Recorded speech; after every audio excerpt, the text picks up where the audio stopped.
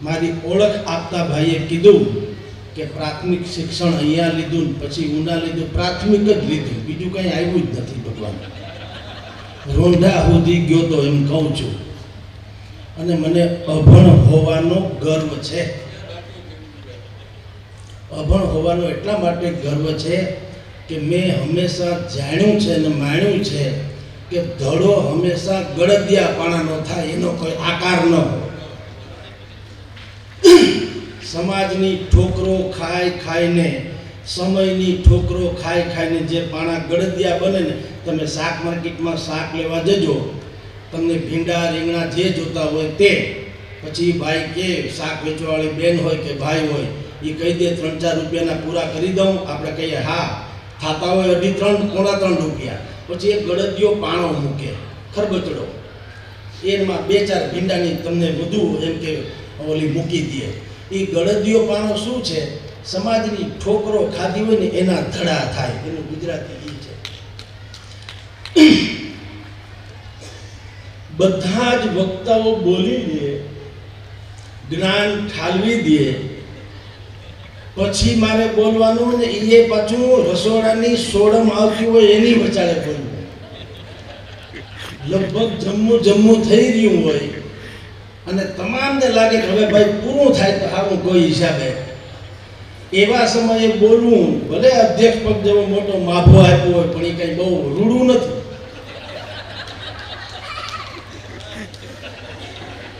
પણ અમે તો એક માનીએ છીએ, સારું બોલતા ન આવડે તો ભણ્યું થોડુંક સાચું બોલના. कारण कि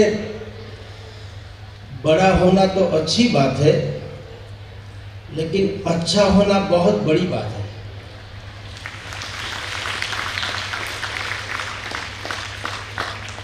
અહીંયા દીકરીઓ છે, છોકરાઓ છે, બધાય છે ને લગભગ એમ સમજો ત્યાં સુધી અમારે અજયભાઈ શ્રીએ જે વિદ્વત્તાપૂર્ણ એનું વક્તવ્ય આપ્યું એ અમે સમજી શકીએ એ કક્ષાનો હતો. કદાચ આમાંથી કેટલાક છોકરાઓને એ ઉપરથી વયું ગયું હોય એવું બને, પણ એને સાંભળીએ ત્યારે લાગે કે હજી અમે લઘુતા ગ્રંથિ અનુભવીએ.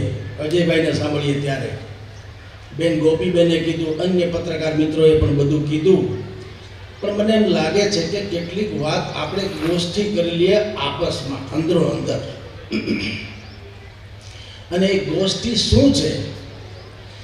એ ગોષ્ઠી એવી છે કે સફળતાનો કોઈ શોર્ટકટ હોતો જ નથી સાહેબ. તમે ક્યારેય ન માનશો, ચોરી કરીને પાસ થઈ જવાય છે, ચોરી કરીને ગુણિયલ ન થઈ જવાતું. ડિગ્રી જુદી ઘટના છે, આદર જુદી ઘટના છે. એટલે જેમ મારી પરિચય આપ્યો તો કે કાંતિ ભટ્ટની સાથેની અમારી મુલાકાતથી અમારી આ જર્નાલિઝમની જર્ની શરૂ થઈ. વાત હકીકત છે, અક્ષર સારા હતા એટલે એ સમયમાં આજથી 30-35 વર્ષ પહેલાં મેં કાંતિ ભટ્ટને એક પત્ર લખ્યો હતો કે મેગેઝિન શરૂ કરવું હોય તો શું શું એમાં હોવું જોઈએ, કેટલા વિભાગો હોવા જોઈએ. હવે અમે તો ક્યાંકથી ઉછીનું જ્ઞાન લઈને એમાં ઢોળ્યું હતું, અમારી પાસે કાંઈ નહોતું, પણ અક્ષર સારા જોઈ અને કાંતિ ભટ્ટને એમ થયું આદરણીય છે, અમારે તો પિતા તુલ્ય છે, 3-3.5 વર્ષ કાંતિ ભટ્ટ સાહેબ સાથે મેં કામ કર્યું, પણ એને એમ થયું કે આ કોઈ મુરબ્બી લાગે. એણે મને એક પત્ર ફોરવર્ડિંગ લેટર સાથેનો મોકલ્યો. હું તો કાપડ માર્કેટમાં મજૂર હતો, તો મને પત્ર મોકલ્યો કે મુરબ્બી જગદીશભાઈ તમે તાત્કાલિક પ્રેસે આવી જાઓ, તમારા સૂચનો જે છે આવકાર્ય છે વગેરે વગેરે. મને એમ લાગ્યું કે કોઈએ આપણી ઠઠ્ઠા મસ્કરી કરી, કારણ કે આપણે જાણતા હોઈએ કે અમે રોંઢા સુધી ગયા હતા, ક્યાંથી કાંતિ ભટ્ટ આપણને ટપાલ લખે. 15 દિવસ પછી પાછી એવું ફોરવર્ડિંગ લેટર આવ્યો કે આની અગાઉનો પત્ર તમને મળ્યો હશે, ન મળ્યો હોય તો આ મળ્યા તું સમજીને તમે તાત્કાલિક આવી જાઓ. હવે તો આમ જાડું થતું હતું, કરવું શું?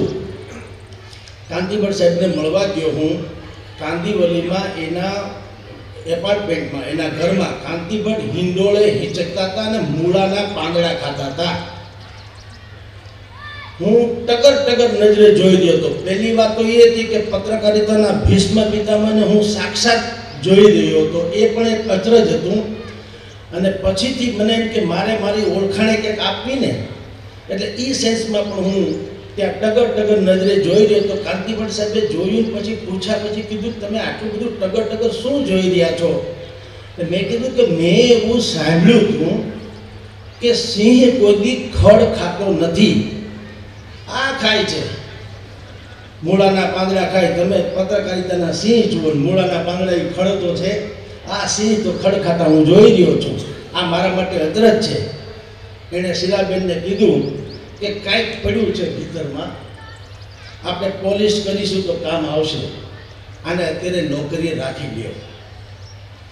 હું આ બધા જ દીકરીઓને હું કહું છું, જુઓ, બગડવા માટે તમે ક્યારેય મોડા નહીં પડો, સુધરવા માટે થઈને માથાકૂટ છે.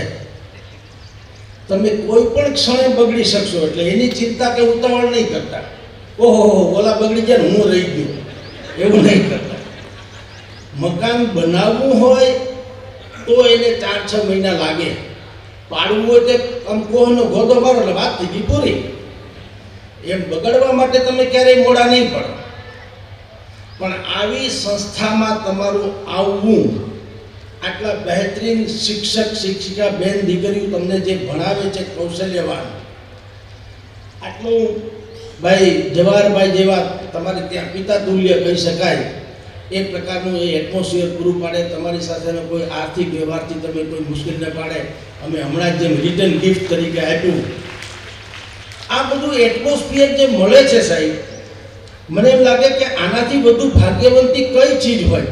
હવે તો આપણે આપણું અહીંયા 2 વસ્તુ થઈ, આવું જ્યારે સંકુલ મળે ત્યારે તમે ખુદને પોતાની જેમ અજયભાઈ સાહેબે કીધું ને, ખુદ ही को कर बुलंद इतना कि हर तकदीर को लिखने से पहले खुदा पूछे बता दे बंदा तेरी रजा क्या है.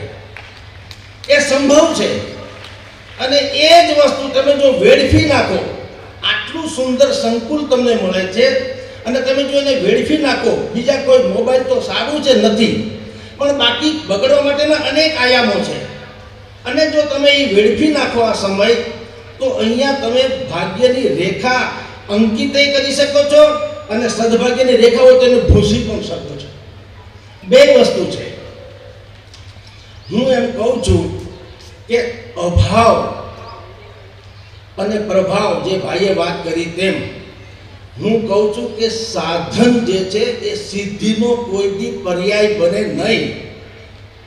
ક્યારેય એવું ના માનવું કે અમુક પરિસ્થિતિનો અભાવ છે એટલે હું શિક્ષિત ન થઈ શકું. સાધન જે છે એટલે કે સુવિધા જે છે, સુવિધા અને સિદ્ધિ એ 2 અલગ વસ્તુ છે. એ 2 અલગ વસ્તુ છે.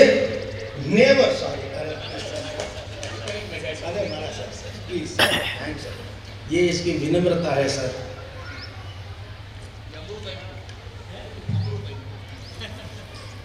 बहुत अच्छा है. આ પાણી નાળિયેર જેવું લાગશે કે કોઈ પણ પરિસ્થિતિ તમારી સામે હોય. હું હવે આ બેન દીકરીને એડ્રેસ કરીશ, તમને પણ બાળકો. પહેલું વસ્તુ લખી રાખો, લેસન. સુખી થવું હોય તો શિકાયત કદી ન કરવી. શિકાયત ક્યારેય સોલ્યુશનનો વિકલ્પ હોતો જ નથી. ઝરણું ક્યારેય કહેતો નથી, ઝરણું જે હોય છે પાણીનું, એ ક્યારેય કહેતું નથી ઓહો આગળ તો ખાડો છે, ઓહો ઉપર તો ઢોરો છે, ઓહો અહીંયા તો પથ્થર છે, ઓહો અહીંયા તો ઝાડવું છે. શિકાયત કરતું જ નથી. એ પોતાની મેળે રસ્તો કરી લે છે અને એટલે એ નિર્મળ જળ છે, પાણી પી શકે એવું. અને જે લોકોને અહમ છે, ના મારાથી અમુક વસ્તુ ન થાય, તો આવડો મોટો સમુદ્ર હોવા છતાં એક ચકલીની પણ પ્યાસ બુજાવી શકતો નથી. એટલે તમને કહું છું, ક્યારેય આપણે ત્યાં શિક્ષક મોડા આવ્યા, ચોપડા નથી. કેટલાક શિક્ષક કે શિક્ષિકા બેન અમને વઢે છે, મારે છે, યા તો કંઈ પણ ખીજાય છે. અમુક શિસ્તપણે રહેવાની વાત કરે છે, મમ્મી પપ્પાને મળવા દેતા નથી, રજા ઓછી કરી દીધી છે, લેસન બહુ આપે છે. જે કરે તે સાહેબ, યહી તો સમય હે. પછી અમારી જેમ તમારા ગળદિયા પાણા થવું જુદી વાત છે, હેરાન થવા માટે. એ ન થવું હોય અને ઊંઘ વેચીને ઉજાગરા ન કરવા હોય તો આ બહેતરીન તક છે, એને માણી લેજો. અમને તો કોઈ કેનાર નહોતું, ખબર નથી. ભણતા હતા ત્યારે શિક્ષણ શું છે, શિક્ષણનું મહત્વ શું છે, શું કરીએ તો શિક્ષણ મળે, શિક્ષણ મળ્યા પછી શું થવાનું, હરામ બરોબર કાંઈ ખબર હોય તો. અમને તો એટલું હતું કે ઘરે નથી હંચવાતા એટલે બોર્ડિંગમાં મૂકી દીધા, ધેટ્સ ઓલ. આટલી જ વાત હતી. પણ આપની જાણ ખાતર અમે એસએસસી સુધી આમ ભણ્યા છીએ, મને સાલે યાદ નથી, પણ 2 વિદ્યાર્થી અમે એસએસસીમાં હતા. એક સખત વાંચે, એ તો આંબાની ડાળે ચડીને વાંચે, કદમ ગણી જેમ કાનુડો થઈ જાય, રાતના 2 વાગે ઉઠીને વાંચે, પ્રાગડ વાહે વાંચે. અમે 2 જ હતા ને, હું અને એક શશિકાંતભાઈ. તો હું તો ક્રિકેટ રમું, કારણ કે મને મારું ભવિષ્ય ખબર હતી કે આમાં મારો મેળ પડે એમ છે નહીં. પણ એટલે મેં કાહટી ન કરી. અને હકીકતે તમને કહું, હું હજી જવાહરભાઈ તરફ એ વાત લઈ જવા માંગુ છું કે સ્વામી ધર્મબંધુજી, કદાચ આપે નામ સાંભળ્યું હોય, ઉપલેટા પાસે આશ્રમ છે, સાંભળ્યું છે? વેરી ગુડ, બહુ અચ્છે, વાહ. तो બધું દીકરીઓ કાં હા પડે, છોકરાઓ કાં નહીં? હરિઓમ. स्वामी धर्मबंधु जी कीधु एक बात, जगदीश जी मैं ये चाहता हूं कि मैं एक शिक्षण संकुल बनाऊं उपलेटा में, तो आप बताइए आपकी राय क्या है? मैंने उनको कहा कि देखिए आप अकेला दैनिक पढ़ते हो? बोलता हाँ मैं पढ़ता हूं. उसकी टैगलाइन है, अकेला दैनिक की टैगलाइन है, सवारे चा सांजे अकेला. तो मैंने कहा हाँ. मैं कीधु बीजा केटलाक तमे राजकारणीओने त्यां जजो, पाछळ सिंहनुं मोरुं होय, सिंहनुं, अने लख्युं होय नो पॉलिटिक्स प्लीज.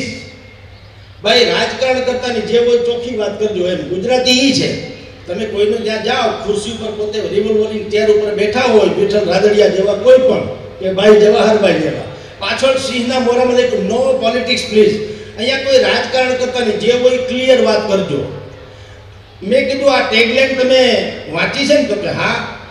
तमारे जो स्कूल बनावी होय तो एवी एक स्कूल बनावो, त्यां उपर लखवानुं नो एज्युकेशन प्लीज. हवे ई तो के भाई साहब आ केम तमने चढ़ी गई के केम थयुं?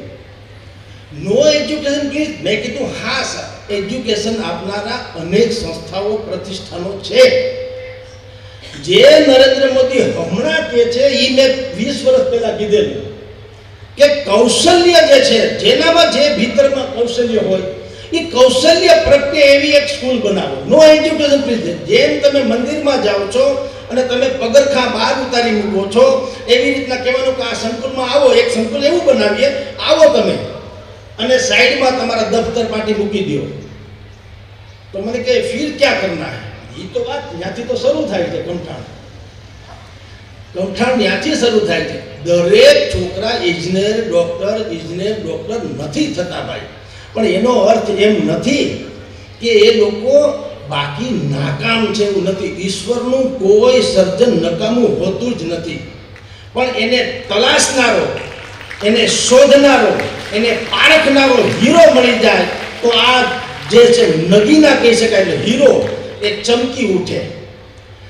માની લો કે કોઈ દીકરીઓ છે, કદાચ ભણવામાં કાંઈક 19-20 હોઈ શકે, ભલે હોય, પણ એક સ્કૂલમાં મેં કીધું 11-15 ઓરડા રાખો અને એ 11-15 ઓરડામાં એક રાખો મ્યુઝિકનો, એક ગાયકીનો, એક તબલા વગાડવાવાળા, એક ડાન્સ કરનારા, એક સુથારી કામ, એક લોહારી કામ, एक मोची, एक दर्जी, कड़िया, कुंभार, प्लम्बर. હવે આ કઈ કોઈ કામ નાનું નથી હોતું. પણ માની લો કે દીકરી ભણવામાં હોશિયાર નથી, પણ એનું ગળું સારું છે, તો લતા મંગેશકર પાસે ગળું જ હતું ને, તો ગળું સારું છે તો એને એટલું જ એવી તક આપો કે કોઈ પણ દીકરી ક્યાંય પણ ઊભી દે અને એમ કહી દે લગ્ન પ્રસંગ હોય અને આ દીકરીની એન્ટ્રી થાય અને એ પોતે લલકારી શકે કે વન રાતે વનમાં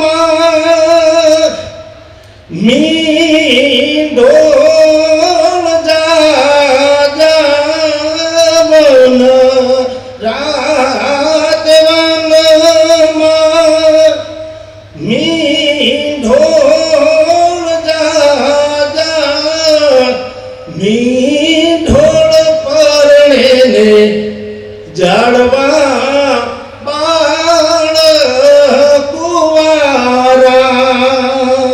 મીંઢોળ પરણે ને જાડવા બાળ કુંવારા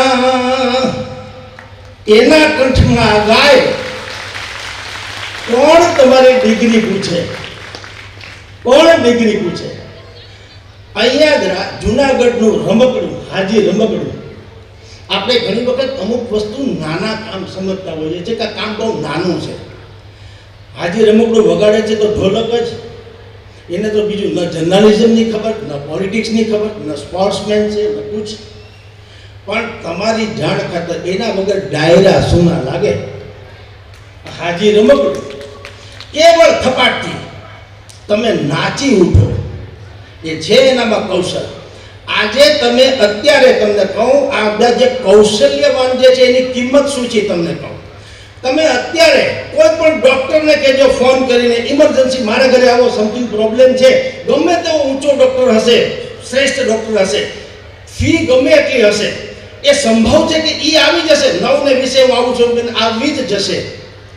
પણ તમે અત્યારે જ ફોન કરો, જેની પાસે અહીંયા સારું છે, મોબાઈલની વ્યવસ્થા નથી, પણ જે માવતર સાંભળે છે એને કહું છું, તમે અત્યારે ફોન કરો પ્લમ્બરને, ઇમિડિયેટલી અત્યારે જ ફોન કરો પ્લમ્બરને, અમારો નળ લીક થાય છે, 500 રૂપિયાના 1000 આપવા, પણ 1 સેકન્ડમાં તું આવી જાય. નહીં આવે સાહેબ, બિલકુલ નહીં આવે. કહેશે હું સાઇટ ઉપર છું. પ્લમ્બર નહીં આવે, મિસ્ત્રી નહીં આવે, લુહાર નહીં આવે, મોચી નહીં આવે, દરજી નહીં આવે. તમે જાઓ સીવડાવવા, એક જોડી કપડાં આપીને મારે કાલ ને કાલ જોશે, આરામ બરોબર કોઈ હા પડે તો. એનો અર્થ એમ છે કે કોઈ કામ નાનું નથી, અને જેને કામ કરવું છે ને બેરોજગારી શબ્દ નડતો જ નથી. બેરોજગાર અને બેકાર આ બે અલગ અલગ શબ્દ છે. બેકારને કોઈ દી રોજી રોટી નહીં મળે, અને બેરોજગાર ક્યારેય ભીખો નહીં મળે જો એને કામ કરવું હોય. આપણી એવી માન્યતા છે કે ઉપર પંખો ફરતો હોય, ટેબલ હોય, ત્યાં એક ડોર બેલ વગાડવાની હોય, હું ડોર બેલ વગાડું એટલે પટ્ટાવાળો આવે, મારો પગાર મારી કંપનીનો જે છે મહિને મહિને સેલેરી હોય જે તે જગ્યાએ જમા થઈ જવો જોઈએ, અને શરત એક કામ કરવાની, કોઈ કામ ન હોવું જોઈએ તો મજા આવે. એને ભણ્યા કહેવાય. ખાક ભણ્યા, આ કોઈ ભણતર છે ભલા માણસ?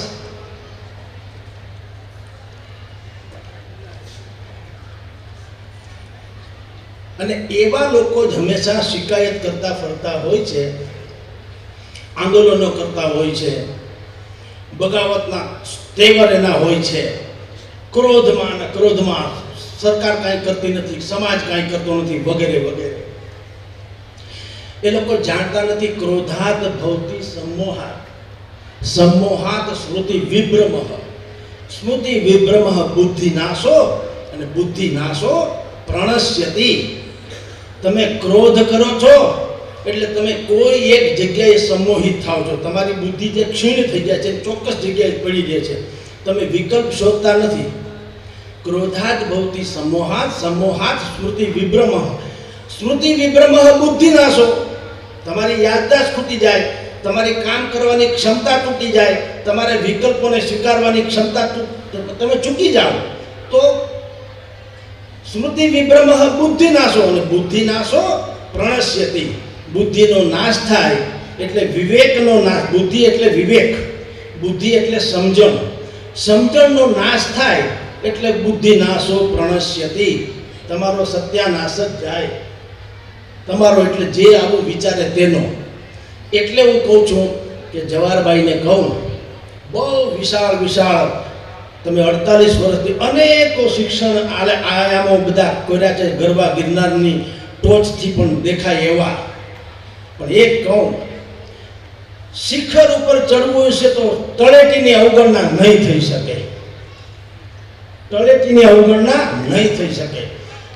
તુલસી સંસાર में भांति भांति के लोग, કોઈક ડોક્ટર બનવા પેદા થયા છે, કોઈ એન્જિનિયર બનવા જન્મા છે, પણ તમને કહું જગતમાં તમે આ બધા છોકરાને હમણાં જ આગળ પૂછી લ્યો ઇન્ડિવિજ્યુઅલી શું બનવું છે, બધા કહે છે ડૉક્ટર. એન્જિનિયર, કોઈ કે ફલાણું, કોઈ ડિપ્લોમા, આટલે જે 4-5 6 જે અત્યારે બજારમાં ચલણમાં છે એ જ કહે છે. એ નાદાન છે, ખબર નથી, એ જુદી વાત છે. પણ કોઈએ કીધું કે મારે મોરારી બાપુ થવું નહીં કહે. શું કામ? એને ખબર નથી મોરારી બાપુ થવું એ શું છે. કોઈ કહે છે મારે રમેશ ઓઝા થવું. હવે તો એ કેરિયરનો પણ એક ભાગ છે. આ લોકો તો વિભૂતિ છે, થઈ ગયા જન્મજાત. પણ તમે સાંદીપની આશ્રમ પોરબંદરમાં જાઓ, તમને 100 સંસ્કાર આ બ્રાહ્મણને લાગુ પડે એવું નથી. હવે તો એવું થઈ ગયું, આમાં ક્યાં વર્ણ વ્યવસ્થા છે? એમાં 16 સંસ્કાર. ભાગવત કથા તમે સારામાં સારી વાંચી શકો, સારામાં સારું તમે ગાયન ગાઈ શકો, સારામાં સારું ક્રિકેટ રમે. તેંડુલકરને કોઈ પૂછે તમને ગણિતમાં કેટલા હતા ને ઇંગ્લિશમાં કેટલા ને કોમર્સ હતું કે સાયન્સ, કોઈ પૂછે તેંડુલકરને? 1000 કરોડનો કોન્ટ્રાક્ટ તો આથી 25 વર્ષ પહેલા સાઇન કર્યો હતો એણે, જેથી હું છાપું વાંચતા શીખ્યો હતો. 10મું ફેલ સાહેબ કહે છે અજય ઉમર સાહેબ, સાચી વાત છે. 10મું ફેલ. 1000 કરોડનો કોન્ટ્રાક્ટ 35 વર્ષ પહેલા. જ્યારે એ સમય કેવો હતો, લાખો પતિ રે સાજન બેઠું માંડવે. એટલે લાખથી બધું તો આપણે કલ્પના નહોતા કરી શકતા. એના ગીતડા ગવાતા હતા. આજ તો કરોડોના ઘોપલા આપણે સાંભળીએ છીએ, કૌભાંડો. આપણને કરોડ સામાન્ય લાગવા માંડ્યા, ભલે આપણે કરતા નથી હોતા. એમ કોઈ જો નાનું કૌભાંડ કરતા આપણને લાગે કે આ તો હાવ ક્ષુલ્લક માણસ છે. કર્યું 2-5-10 લાખનું કર્યું, એમ 8-10 કરોડનું કરે તો એ મોભાદાર કૌભાંડી કહેવાય. હવે આમાંય પાછા ખેલ તો છે. પણ એ હું કહું છું કે કૌશલ્યવાન નામની એક સ્કૂલ બને. મેં ધર્મબંધુજીને કીધું હતું કે 11 ઓરડા બનાવો.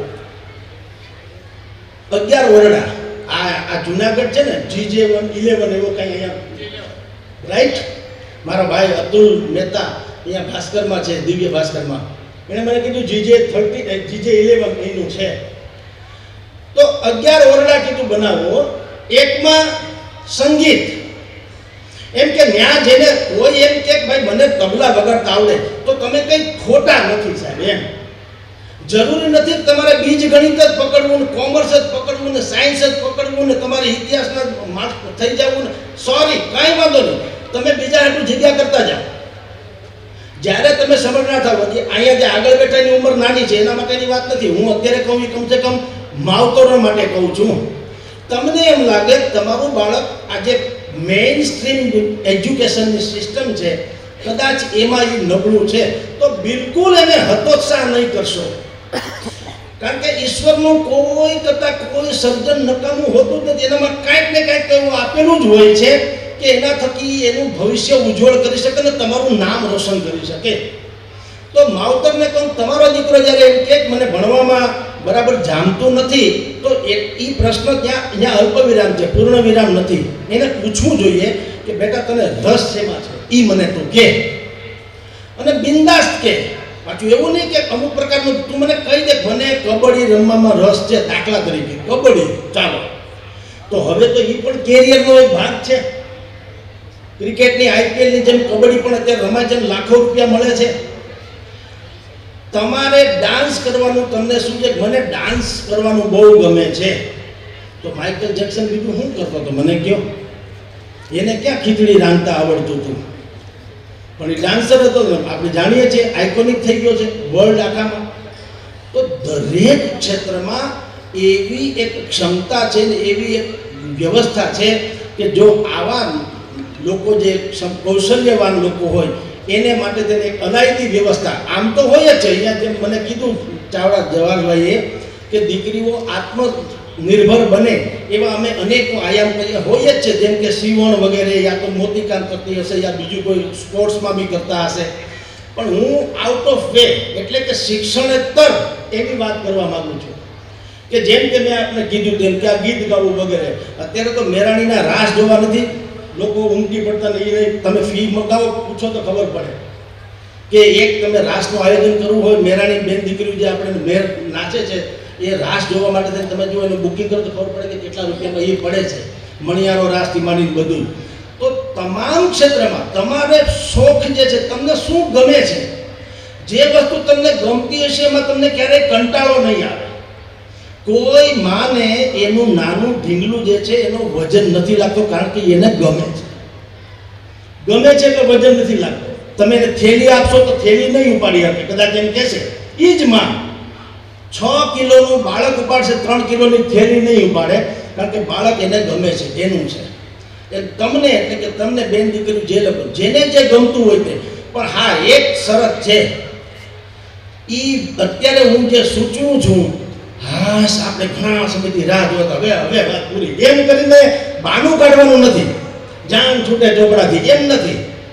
તમને એમ લાગે કે ભણવાનો મેળ પડે એમ નથી અને બાપુજી કે માવતરના પૈસા બગડશે, કોઈ બીજો સારો આવતો હશે ને એડમિશન નહીં મળે અને હું તો નાપાસ થવાનો, યા તો ચડાવો પાસ થવાનો, યા તો કમસે કમ પાસ થવાનો, પણ એનો કોઈ અર્થ નથી. એવી સમજણ તમારામાં આવે તો તમે માવતરને કહેજો, અમને એક જુદા વિષય તરફ મારું આકર્ષણ છે અને એ વિષય તરફ મને દોરી જાઓ. વિષયો અનેક છે, સંગીતથી માંડી મેં તમને કીધું તેમ આ બધા જે કૌશલ, મોચી, દરજી, ફલાણું જે મેં કીધું એ બધા જે ક્લાસીસ થવા જોઈએ એવા ક્લાસીસ હોય તો અત્યારે શું નથી થતું. જેઠાલાલ, તમે તારક મહેતાનો જુઓ છો ને, તારક મહેતાનો ઊંધા ચશ્મા જુઓ છો?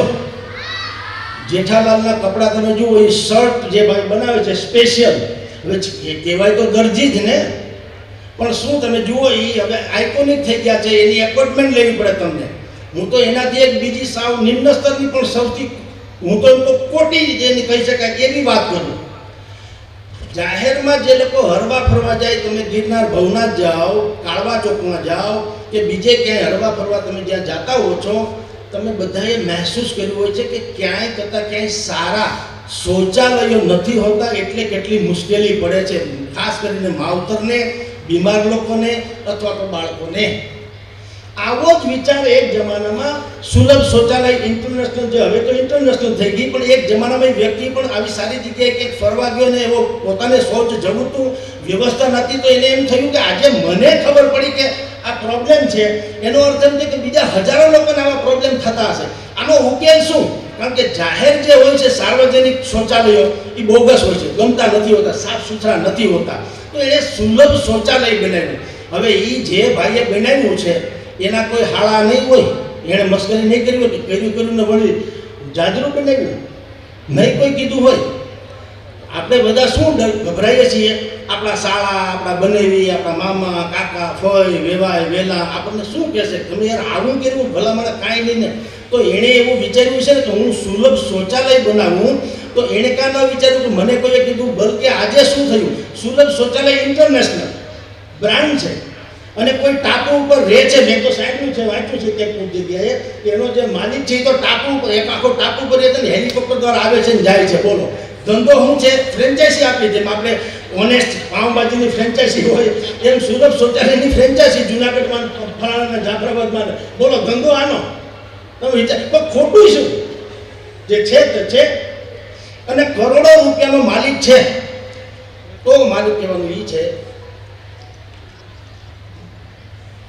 કે કોઈ કામ નાનું નથી હોતું ને, એનું સૌથી મોટું શિક્ષણ સૌથી પહેલાં આપી દેવું. બાળકને કહો, નાના કે દીકરા, કોઈ કામ નાનું હોતું નથી, તને જે કામ ગમતું હશે એ સર્વશ્રેષ્ઠ તું કરી દે, એટલે તારા જેવો કોઈ નહીં. બાટા કંપની છે, એણે તો જોડા બનાવ્યા, બાકી ઘણું બધું બનાવ્યું, પણ બૂટે બનાવ્યા છે ને આપણે. અને અત્યારે આપણે ગૌરવથી નથી કહેતા ભાઈ બાટાના બૂટ લીધા હો, તો એ બાટાના બૂટ જ્યારે એ બનાવ્યા હશે ત્યારે એને એમ નથી કે ભલામણ કાંઈ નહીં જોડા બનાવવું. આવું કેમ એને નથી વિચાર્યું? અને તમે હું પહેરીને ગૌરવ અનુભવીએ. એનો અર્થ એમ છે, હું કહું છું બાળકોને, કોઈ કામ, તમને સારામાં સારા વાળ કાપતા આવડે છે તો કોઈ ફરક નહીં પડતા. હવે ક્યાં જ્ઞાતિવાદનું એવું રહેવું છે? તમે અલગ પ્રકારની સ્ટાઇલિશ જે અત્યારે હું જોઉં છું, આપણને તો ખબર નથી કે વાળંદ ભૂલો પડ્યો શું થયું, એવી તો સ્ટાઇલ હોય છે કે કોઈ શીખાવ માણસે આડાવડું થયું કેમ થયું, પણ એવી સ્ટાઇલ છે તો એના વધારે પૈસા લે છે. અરે અમારા વખતમાં અમે જે પહેરીને શરમાતા હતા એ ફાટલા કપડાં તો મોંઘા થઈ ગયા. હવે બોલો, ફાટલા પહેરો એ વધારે કિંમતી. બોલો, અમે તો ઢબુરાઈ ગયા હતા. હવે આવી ખબર હોત કે આવી ફેશન આવે તો અમે હાંચવી રાખત અત્યારે, કારણ કે અમે તો મોડર્નમાં ખપી જાય. તેથી છે તો આબરૂ બચાવવા થઈને માંડ છુપા છુપી કરતા હતા, થીગડા મારીને. તો સમય પલટાનો છે, પરિવર્તન સંસાર કા નિયમ હૈ. અને કોઈ વસ્તુ મેં જેમ શરૂઆતમાં કીધી તેમ ક્યારેય સફળતાનો શોર્ટકટ હોતો નથી. તમારે ખાડો કરવો હોય ને ટેકરો કરવો હોય તો ખાડો કરવો પડે. એના સિવાય ટેકરો થાય નહીં. ખાડો કર્યા વગર ટેકરો થાય નહીં. અને તમારે વાલિયા લૂંટારામાંથી વાલ્મીકી બનવું હોય તો માથે તમારે ડુંગરો થવા દેવો પડે, તો જ તમે આ થઈ શકો. એને કહેવાય સાધના. અને સાધના વગર ક્યારેય કોઈ વસ્તુ સંભવ નથી. સંસ્કૃતમાં સુભાષિત છે, એનું કહું છું, ઉદ્યમેન હિ સિદ્ધ્યંતિ કાર્યાણી. ઉદ્યમેન હિ સિદ્ધ્યંતિ કાર્યાણી ન મનોરથે. તમારે ઉદ્યમેન હિ સિદ્ધ્યંતિ, તમે ઉદ્યમ એટલે પુરુષાર્થ, મહેનત કરો તો સિદ્ધ્યંતિ કાર્ય, તો જ કાર્ય સિદ્ધ થશે. ન મનોરથે હિ, પરિકલ્પના કરવાથી કાંઈ નહીં થાય. હું ભવનાથનો મહંત થઈ જાઉં એમ ન થાય, એવું નહીં થાય. હું શિક્ષક બની જાઉં એમ નહીં થાય. તમારે માર્ક્સ લાવવા જ પડશે. તો ઉદ્યમેન હિ સિદ્ધ્યંતિ કાર્યાણી ન મનોરથે હિ. અને પછી એનું તમને કહું છું કે નહીં સુપ્તસ્ય સિંહસ્ય પ્રવિશ્યંતિ મુખે મૃગાહા. સૂતેલા સિંહના મોઢામાં જઈને કોઈ દી હરણા પડતા નથી. સિંહે પણ જો શિકાર કરવો હોય તો બોર્ડમાંથી બહાર નીકળવું પડે. તો તમારી સામે તો આવું અદ્ભુત સંકુલ છે, વૈશ્વિક કક્ષાની હવે એની પરિકલ્પના છે. જવાહરભાઈ ચાવડા જેવા હું તમને કહું મમતાળુ માલિક છે, અને આ પ્રકારના ગુણિયલ આખો સ્ટાફ છે. અને ક્યાંય અમારા અજયભાઈ સાહેબે જ્યારે અમે લોકો અહીંયા આવ્યા ગોપીબેન, ત્યારે એણે કીધું, ઓ પહેલી વાત તો આવડું મોટું સંકુલ તો છે, પણ આટલું મેદાન છે. હવે જુઓ, એ પણ એક ઉપલબ્ધિ થઈ ગઈ છે. મેદાન છે એ. આપણે ત્યાં ગૃહમંત્રી કહે છે કે હવે અમુક ઘટનાની તપાસ જે છે અમે એક નિષ્ઠાવાન પોલીસવાળાને, પેલા ભલામણા નિષ્ઠાવાન જ હોવા જોઈએ. એ કંઈક ઉપલબ્ધિ થોડી છે, એ તો નેચરલ હોવું જોઈએ. એટલે એનો અર્થ એમ છે કે તમે અમુક લોકો નિષ્ઠાવાન છે, અમુક ભ્રષ્ટાચારી છે, એ તમને ખબર જ છે. એમ અહીંયા મેદાન છે. જુઓ, અમને હવે આશ્ચર્ય થાય, નહીં તો કોઈ દી કલ્પના નથી થઈ શકતી કે મેદાન વગરનું કોઈ સ્કૂલ હોઈ શકે. પણ હવે છે તો છે. એટલે અજયભાઈ સાહેબે પણ આશ્ચર્ય વ્યક્ત કર્યું, ઓહો એવડું મોટું મેદાન છે. તો ભલામણા હું તમને કહું કે તમારા ભાગ તો જુઓ, કેવા ભાગ લઈને તમે આવ્યા છો. અને તમારી પાસે કેવો ગોલ્ડન પીરિયડ છે કે તમને આજે અમે બોલીએ, કાલ તમારી આજે ટીચર બહેનો છે એ બોલતા હશે, શિક્ષક ગણો છે એ બોલતા હશે, જવાહરભાઈ બોલતા હશે, અનેકો બીજા બધા આજે ગોપીબેન કે અજયભાઈ કે વિજયભાઈ જોટવા કે પ્રવીણભાઈ આહિર કે જે લોકોએ તમને જે જ્ઞાન આપ્યું તે આવું તો અનેક લોકો આવીને કહેતા જ હશે. એ અમે શું કામ કહીએ ખબર છે? તમે સુધરો, અમે પીડા ભોગવી છે સાહેબ. નહીં ભણવાની પીડા ભોગવી છે. હાલાકી અમારી પાસે કોઈ વ્યવસ્થા જ નથી. એક શિક્ષક હતા ને ગાયોના ધણની જેમ અમારી પાસે પાછળ પડી જતા. અમે ભાગતા અને ગામમાં હતાઈ જઈએ કોકના ખેતરમાં, માંડવીના કુંદવાની પાછળ. એ 3 મોટા છોકરાને સાહેબ પોતે 4 જણા આવે, ટીંગા ટોળી કરીને પાછા લઈ આવે, મારીને તોડી નાખે. અને અમે કંઈ આવી રીતે ભણ્યા છીએ 4 ધોરણ સમજી ગયો. એટલે હું કહું છું રોંઢા સુધી ગયા છે. પણ એ માર પણ આજની તારીખે અમને બિલકુલ ખપ લાગ્યો છે. કારણ કે માની ગાળ ઘીની નાળ. માં અગર તમને કંઈ ટપારે, માની ગાળ ઘીની નાળ જેવી હોય છે. તમારી નાળીને પુલકિત કરે, તમને સશક્ત બનાવે. શિક્ષકથી માંડીને અહીંયા સંચાલકો સુધી જે કોઈ તમને કંઈક કદાચ ટપારે કે ખીજાય, ક્યારેય એનું તમે માઠું નહીં લગાડતા, બલકે મીઠું લગાડજો. તમે તમારી જાતને ભાગશાળી સમજજો કે કમસે કમ મને આટલો સમય તો મળ્યો કે શિક્ષકે મને ટપાર્યો, મને વાળ્યો, એટલો તો મળ્યો. કારણ કે જે લોકો વાયરા નથી વળતા એ પછી હાયરા વળે છે.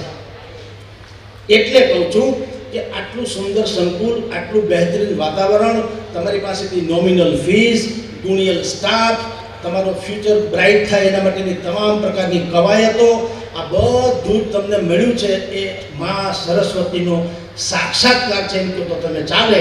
એટલે તમારા માવતર જે અત્યારે ઊભા છે પાછળ બધાય, તમને મળવા તલપવા, તમને એમ થાય કે આ ડખો પૂરો થાય તો પહેલાં તો એને મળીએ ને પછી હરિહર કરીને ભાગીએ. તો એને કહેજો તમે અત્યારે જો આ બધું, તો જ આજે દૂધ ડોણામાં જવું જોઈએ ને, હેઠું પડે તો શું કામનું. તમે તમારા માવતરને કહેજો કે હવે તમે અમારી ફિકર નહીં કરો, અહીંથી નીકળીને તમારે અમારી નોકરી ગોતવી નહીં પડે, કંપની અમને ગોતતી આવશે. મેં કેટલાય પિક્ચર જોયા છે. પિક્ચરમાં તમે જુઓ, એક ગુંડો જેલમાંથી, ગુંડો કહું છું, ગુંડો બદમાશ જેલમાંથી બહાર નીકળવાનો હોય તો 4 ગેંગસ્ટર્સ હોય છે, એ સામે ગાડી લઈને ઊભા હોય, લાલ પીળી ગાડી લઈને, વેલકમ વેલકમ કરવા. શું કામ? શાર્પ શૂટર હોય, કે એને માર નાખે. રાઈટ? બિશ્નોઈ ગેંગ એ કે એને માર નાખે એવો ગુંડો હોય.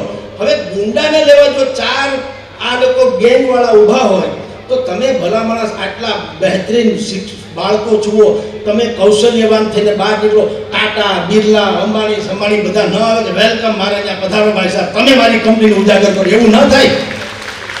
એ બધું જ સંભવ છે. એટલે હવે તમે વગર જમે ઓડકાર ખાવા માંડ્યા છો. એટલે મારું વક્તવ્ય પૂરું કરી અને આપને કહું છું કે તમારા માવતરને ધરપત આપો કે અમારે તો સમજતું અહીંયા મોબાઈલ નથી એટલે 50% તો તમે સમજતા પાસ થઈ જવાના.